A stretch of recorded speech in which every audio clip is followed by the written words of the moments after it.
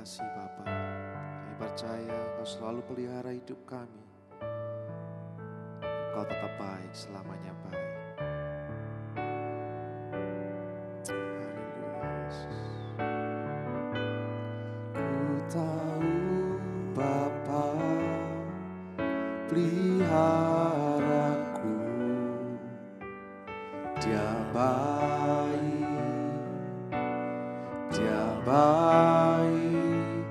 Ku yakin Dia selalu sertaku. Dia baik bagiku. Ku tahu Bapa peliharaku. Ku tahu Bapa peliharaku. Dia baik, Dia baik, Dia baik, Dia baik. Ku yakin Dia selalu sertaku. Dia baik bagiku. Lewat badai cobaan, semuanya mendatangkan kebaikan. Ku tahu Bapa peliharaku. Dia baik bagiku. Terima kasih Tuhan. Terima kasih Yesus. Mari sama-sama pujikan. Ku tahu Bapa peliharaku. Katakan Dia baik. Dia baik. Ya Dia baik. Dia baik. Ku yakin Dia selalu sertaku. Dia baik bagiku. Lewati cobaan, lewat badai cobaan, semuanya mendatangkan kebaikan. Ku tahu Bapa peliharaku. Dia baik bagiku. Katakan lewat badai cobaan, lewat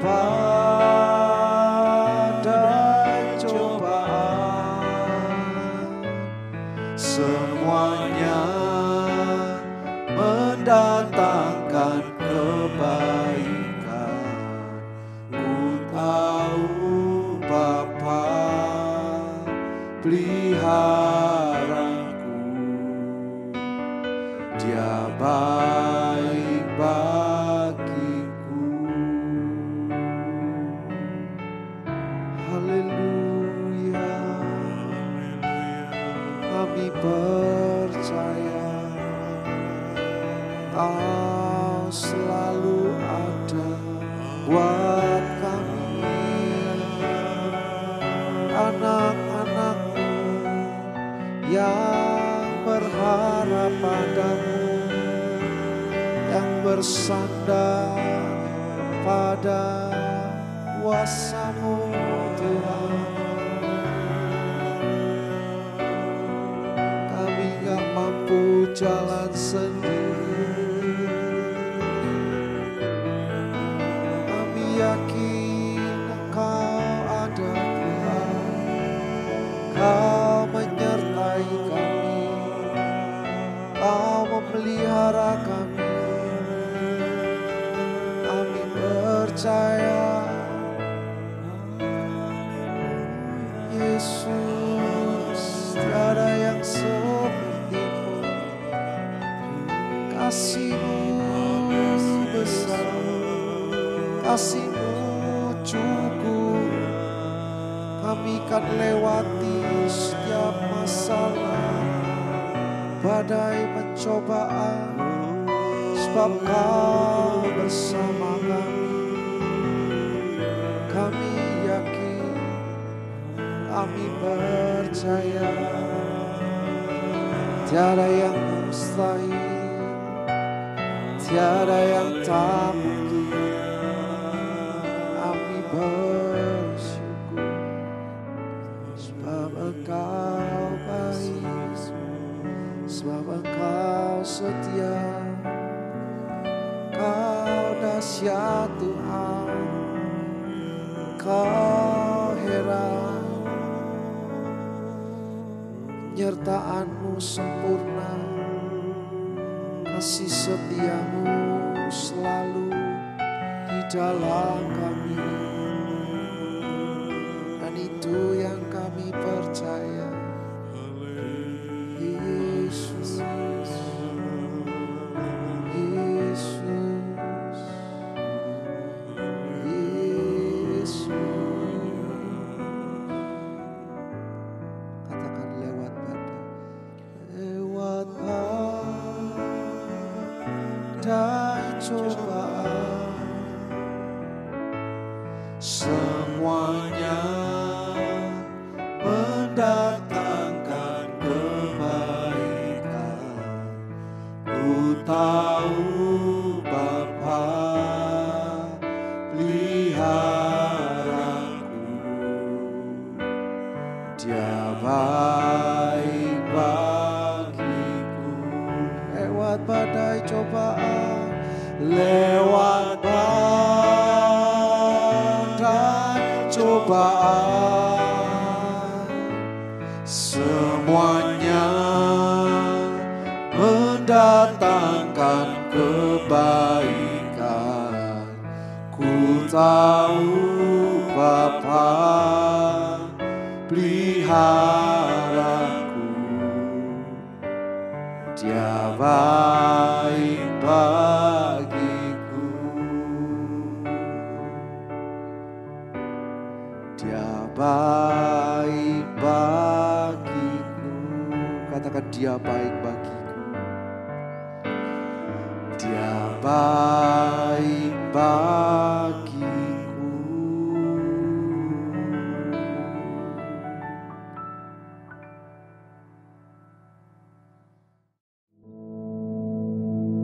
Our Father, which art in heaven, hallowed be thy name.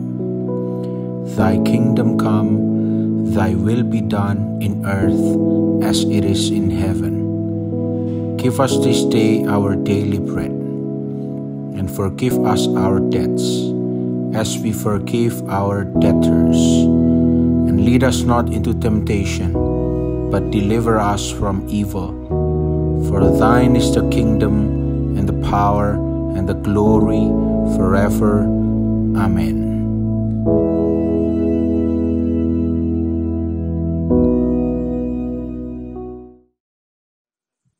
Shalom, puji nama Tuhan.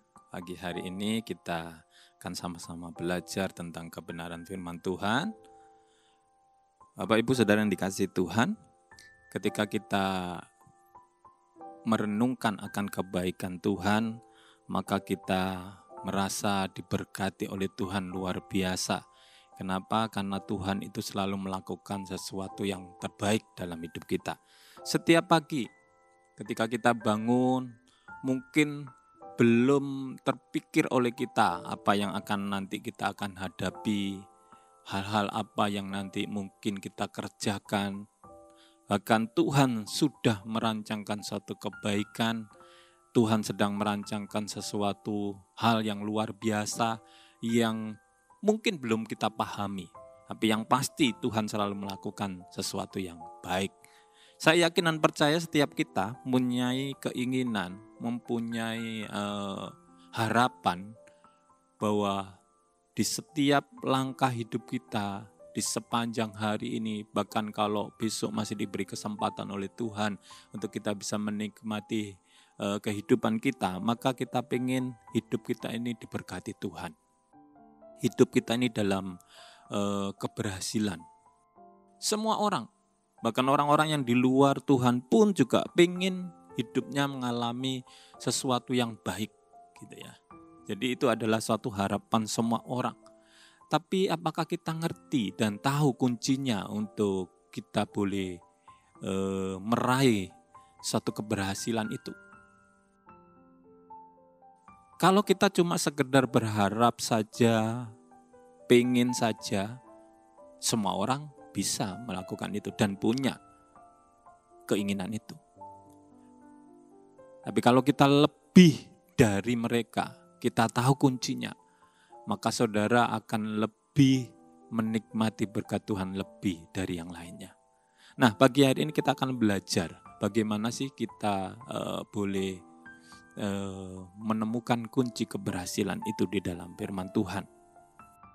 Ada satu tokoh Alkitab yang mungkin kita sering baca ya, atau pernah kita baca. Ini adalah satu contoh yang Tuhan tunjukkan. Dalam cerita ini kita bisa menemukan bagaimana tokoh ini bisa berhasil. Dalam kesederhanaannya, dalam kekurangannya. Dan Tuhan nyatakan sesuatu karyanya yang luar biasa. Hari kita akan sama-sama lihat di dalam 2 Tawari pasal yang ke-26, ayat yang ke-3 sampai yang ke-5. 2 Tawari pasal yang ke-26, ayat yang ke-3 sampai yang ke-5. Baik, kalau sudah ketemu saya akan bacakan, Bapak Ibu bisa menyimaknya dalam Alkitabnya masing-masing. Begini bunyi firman Tuhan. Usia berumur 16 tahun pada waktu ia menjadi raja. Dan 52 tahun lamanya ia memerintah di Yerusalem. Nama ibunya ialah Yekolia. Dari Yerusalem, ia melakukan apa yang benar di mata Tuhan, tepat seperti yang dilakukan Amazia, ayahnya. Ia mencari Allah selama hidup Zakaria, yang mengajarnya supaya takut akan Allah, dan selama ia mencari Tuhan, Allah membuat segala usahanya berhasil. Puji nama Tuhan. Saudara, sebenarnya kalau kita baca dan kita renungkan apa yang firman Tuhan nyatakan hari ini saya tidak perlu menjelaskan, saudara sudah benar-benar bisa nangkep. Diawali dari seorang tokoh dalam pembacaan ini, usia berumur 16 tahun. Dan dia menjadi raja. Umur yang sangat muda sekali. Umur yang boleh dikata semua orang juga setuju bahwa ini umur yang mungkin belum matang gitu ya. Untuk memimpin suatu kerajaan ini sangat muda. Pengalamannya mungkin boleh dikata sedikit. Mungkin belum cukup untuk bisa dipakai sebagai modal memimpin suatu kerajaan. Karena kita tahu bahwa kerajaan itu hampir sama dengan satu negara. Ada hal-hal yang harus dipersiapkan, ada hal-hal yang harus dilakukan. Dan itu tidak mudah. Kenapa tidak mudah? Selain wilayah kerajaan itu mungkin juga luas, yang dipimpin adalah pribadi-pribadi atau orang-orang yang berbeda watak. Yang pasti kalau dalam satu kerajaan atau satu negara ada orang-orang yang pro, ada yang kontra gitu ya, dengan model kepemimpinan raja yang berkuasa waktu itu. Apalagi raja ini adalah seorang anak, umurnya masih muda. Pasti ketika dia menjalankan kerajaannya, ide-idenya, mungkin visi misinya, tidak semua bisa diterima oleh warganya. Dan ini sesuatu yang sangat rumit, sulit. Walaupun raja tidak memimpin sendiri, ada penasihat, ada orang-orang yang membantunya, tetap pasti orang akan menilai bahwa ada kekurangan dalam dia memimpin satu kerajaan. Diragukan bisa memimpin dengan baik kerajaan tersebut. Nah, ini yang terjadi ini adalah gambaran ketika Uzia yang muda itu menjadi raja. Ada masalah-masalah yang harus diselesaikan. Bukan hanya masalah dalam kehidupannya pribadi, tapi lebih dari itu juga masalah-masalah kerajaan yang sedang dihadapi. Kedepannya dia harus memikirkan bahwa wilayahnya ini akan dibangun seperti apa. Dan itu tidak gampang. Saya yakin Bapak Ibu Saudara bisa membayangkan betapa rumitnya dia.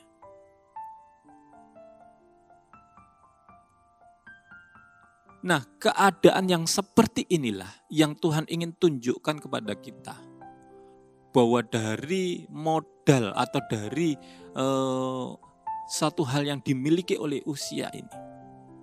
Tapi Tuhan bisa menunjukkan ada sesuatu yang luar biasa yang bisa diraih oleh Uzia. Dan itulah yang menjadi topik kita pagi hari. Apa kuncinya sampai Uzia bisa berhasil? Apa yang dikerjakannya juga boleh berhasil. Kalau kita lihat di dalam ayat yang keempat, dikatakan ia melakukan apa yang benar di mata Tuhan. Saudara, ini adalah kunci secara keseluruhan. Ketika kita menjadi orang yang benar di mata Tuhan, maka dipastikan kita akan menerima berkat Tuhan. Orang yang berjalan dalam jalannya Tuhan, maka dipastikan bahwa ada satu jaminan bahwa orang tersebut akan menjadi orang yang berhasil, orang yang diberkati. Kenapa? Karena orang itu berjalan bukan dengan kekuatannya, tetapi orang itu berjalan bersama dengan Tuhan. Di dunia ini kalau kita bicara tentang manusia atau seseorang, kalau dia punya bodyguard ya, atau orang yang mendampingi, orang yang kuat yang ada di sebelahnya atau bersama-sama dengan dia, maka dia akan punya kekuatan yang double gitu ya. Kenapa? Karena dia tidak sendirian. Ada orang yang backup.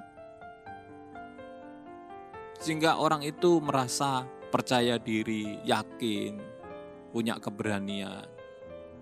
Coba kalau kita lihat contoh misalnya, kita lihat presiden gitu ya. Kalau kemana-mana ada pengawalannya,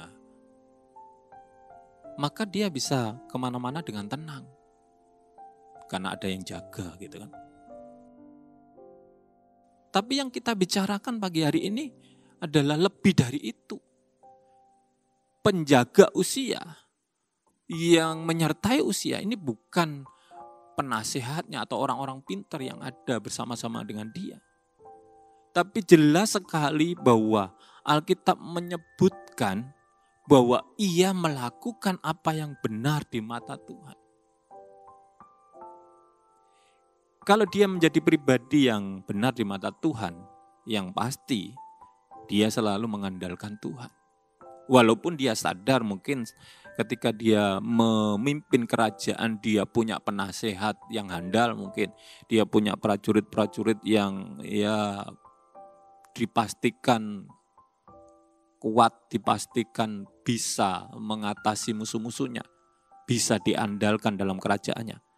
Tapi sebagai pribadi yang takut akan Tuhan, saya yakin dia lebih mengutamakan untuk berkomunikasi dengan Tuhan sebelum dia bertindak. Dia lebih percaya apa yang dikatakan Tuhan daripada penasehatnya. Kenapa? Karena sudah dinyatakan di sini adalah ia melakukan apa yang benar di mata Tuhan. Yang pasti andai kata penasehatnya menasehati sesuatu yang di luar kebenaran, maka dia tidak akan menuruti. Ini adalah ciri-ciri orang yang melakukan kebenaran di mata Tuhan. Jadi kalau saudara pengen hidup saudara berhasil, hidup saudara diberkati Tuhan, sepanjang hari ini saudara akan menikmati kebaikan Tuhan, ya lakukan apa yang benar di mata Tuhan. Jangan ragu-ragu. Banyak dari kita mungkin ragu untuk melakukan kebenaran. Tuhan sudah ngomong gak usah khawatir, tapi tetap khawatir gitu kan. Jangan takut. Banyak dari kita masih takut. Masih ragu-ragu. Padahal Tuhan menjamin. Tuhan menyertai kita. Tuhan yang akan berperang ganti kita. Tuhan yang akan mencukupi kita. Tapi seringkali kita masih menjadi pribadi-pribadi yang kurang benar.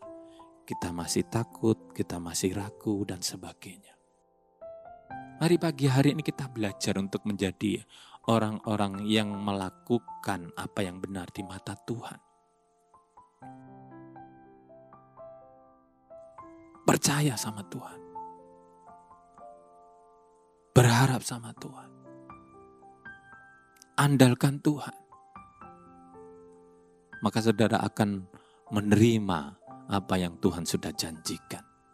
Saudara, kalau kita lihat di ayat yang kelima, coba kita ini lebih rinci lagi. Bagaimana kunci supaya kita boleh menjadi pribadi-pribadi yang berhasil dan boleh memberkati banyak orang. Dikatakan dalam ayat yang kelima, 2 Tawarikh pasal 26, ia mencari Allah selama hidup Zakaria yang mengajarnya. Saudara, dia menjadi pribadi yang tidak pernah berhenti untuk mencari Allah. Dia menjadi pribadi yang selalu berkomunikasi dengan Tuhan. Mempunyai hubungan yang intim dengan Tuhan. Coba pagi hari ini kita tanyakan pada diri kita, apakah kita juga sama dengan usia ini? Di usia yang masih muda, tapi dia mempunyai hubungan yang sangat dekat dengan Tuhan. Ia mencari Allah selama hidupnya.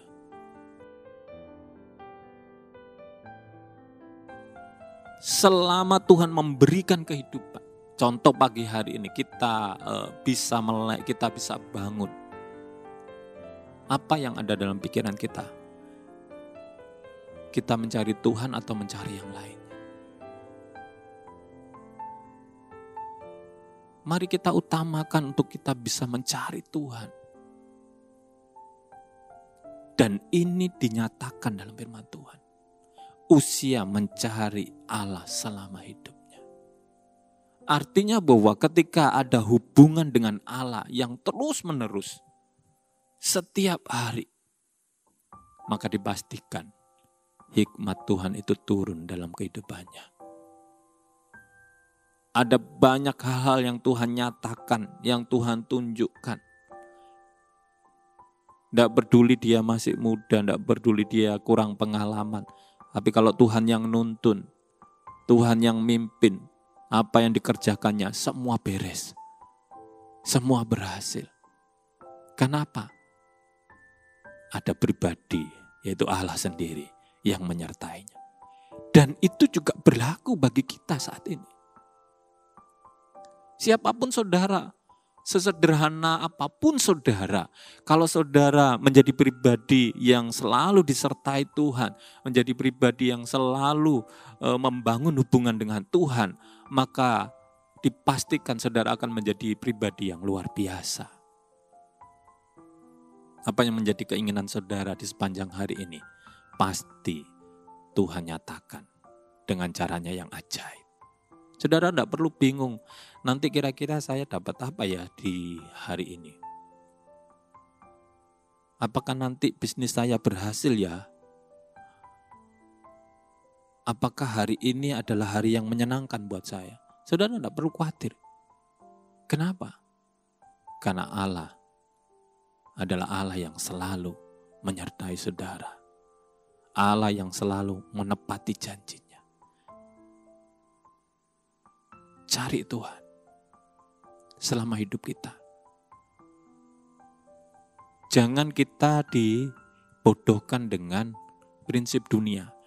Cari makan terus, cari cuan. Yang penting adalah cari Tuhan dulu. Maka semuanya itu akan ngikuti. Yang kedua dikatakan di sini, yang mengajarnya supaya takut akan Allah. Nah ini juga kunci kita bisa meraih keberhasilan. Kunci kita diberkati kalau kita menjadi pribadi yang takut akan Tuhan. Jangan hanya menjadi pribadi yang takut akan Tuhan ketika hari-hari tertentu. Kalau hari Minggu kita ibadah, kita menjadi pribadi yang takut akan Tuhan. Tetapi di hari-hari lain kita justru tidak takut akan Tuhan. Kita kompromi dengan dosa. Mari kita menjadi orang-orang yang takut akan Tuhan, menghormati Tuhan, dimanapun kita berada, dalam keluarga, dalam aktivitas kita, pekerjaan kita, dalam hubungan kita bersosial. Kita harus tetap menjadi pribadi yang takut akan Tuhan, menghormati Tuhan. Dan orang-orang yang model inilah yang akan menikmati berkat Tuhan, yang menikmati keberhasilan Tuhan. Yang terakhir, dan selama ia mencari Tuhan, Allah membuat segala usahanya berhasil. Ya, ini hasilnya. Saudara, ketika kita mencari Tuhan, ketika kita beribadah kepada Tuhan, ketika kita berkomunikasi dengan Tuhan, kita tidak akan pernah sia-sia. Apa yang kita lakukan tidak pernah sia-sia. Jelas dikatakan bahwa selama hidupnya segala usahanya berhasil. Allah membuat segala usahanya berhasil.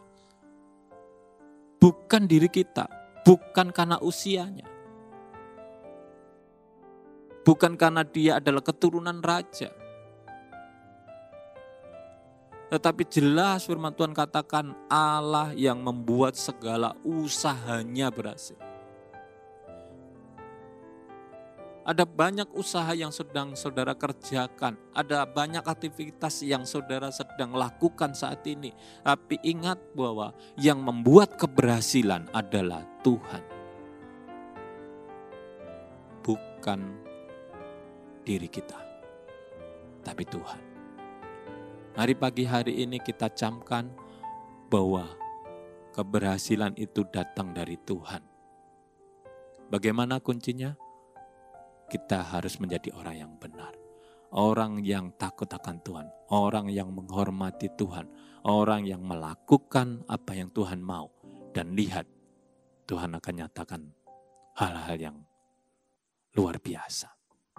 Saudara bisa baca di dalam Mazmur pasal 112 ayat 1. Bagaimana orang benar itu. Saudara juga bisa baca dalam Yosua pasal 1 ayat 8. Kehidupan kita akan menjadi orang-orang yang beruntung. Orang-orang yang diberkati Tuhan. Amin. Puji nama Tuhan. Mari kita akan sama-sama berdoa. Tuhan Yesus, kami berterima kasih untuk pagi hari ini, karena firman-Mu boleh mengingatkan kami untuk kami boleh menjadi orang-orang yang benar di mata-Mu Tuhan. Orang-orang yang berjalan dalam kebenaran-Mu, yang pasti Tuhan ketika kami menjadi pribadi-pribadi yang berjalan dalam kebenaran firman-Mu, maka kami boleh menjadi orang-orang yang diberkati Tuhan, orang-orang yang sukses, bahkan kami boleh menjadi saluran berkat bagi orang-orang yang di sekeliling kami. Terima kasih Tuhan, kami percaya setiap jemaat-Mu, setiap orang-orang yang mendengar firman-Mu, mereka akan menerima berkat firman-Mu dan mereka akan boleh menjadi pelaku-pelaku firman-Mu. Terima kasih Tuhan, terima kasih. Di dalam nama Tuhan Yesus kami bersyukur. Haleluya. Amin. Tuhan Yesus memberkati, selamat beraktivitas, selamat pagi.